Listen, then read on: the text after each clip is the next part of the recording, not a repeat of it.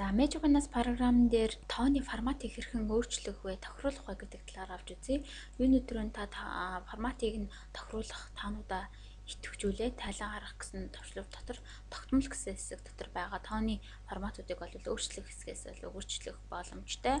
За, хамгийн ихний хэсэг бол миний шивсэн дөнгөд бол за 3 оронгийн таслалгүйгээр гарч ирж байна.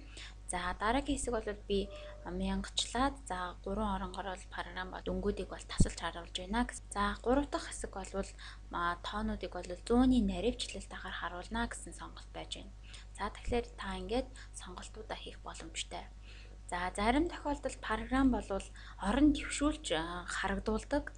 За, жишээлбэл би ерөнхий журнал дээрээ 543,700-189 гэж дүнг шивж өгөхөд бол програм өөрөө 701 болгоод орон дэвшүүлэлт гаргадаг.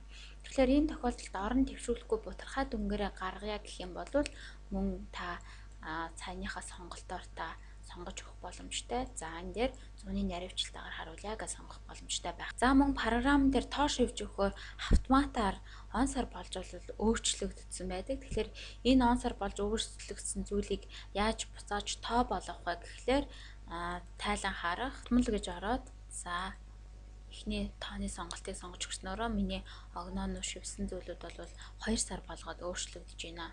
Гэх мэтлэн та энэ дээр цалингийн мэдээлэл болон үндсэн хөрөнгийн дэлгэрэнгүй тайлан гэх мэтлэн дөнгүүдийг та шивж өгж байгаа тохиолдолд огноо болж өөрчлөгдсөн бол ингэж тоо болгох бол боломжтой байх нэ.